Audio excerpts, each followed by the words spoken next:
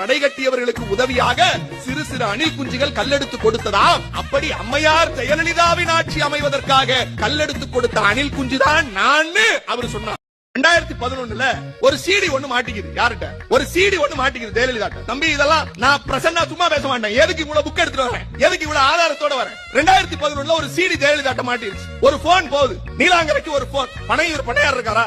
ஆமா. உன்னோட சீடி ஒண்ணு மாட்டிக்கிச்சு. நீ எனக்கு என்ன செய்யணுமா? நான் என்ன செய்யணும்? இங்க வா. பொது வெளியில மன்னிப்பு எல்லாம் கேட்டார் தெரியுமா உங்களுக்கு? அணில் குஞ்சு பொது வெளியில மன்னிப்பு கேட்டுச்சு. அப்ப ஜெயலலிதா சொன்னாங்க, வா எனக்கு நீ 54 தொகுதியில பிரச்சாரம் பண்ணணும். எத்தனை தொகுதியில? 54 தொகுதியில அதிமுகவை ஆதரித்து பிரச்சாரம் செய்தவர் தான் இந்த நடிகர். அவர்கிட்ட தேர்தல் முடிஞ்சிருச்சு, நாம ஆட்சிக்கு வரல, அந்த ஆட்சிக்கு வந்துருச்சு. பதவியேற்பு விழாவுக்கு நடிகர் வந்தார். அப்ப நடிகர்கிட்ட கேக்குறாங்க, ஐயா உங்களுடைய முகத்தால் தான் இன்றைக்கு ஆட்சி வந்திருக்குதாமே, 51 தொகுதிகளை நீங்க பிரச்சாரத்துக்கு போனீங்களாமே, அதனால ஜெயிச்சிட்டீங்களாமே அப்படின்னு கேட்டப்ப அணில் குஞ்சு சொன்ன வசனம் என்ன தெரியுமா? எப்படி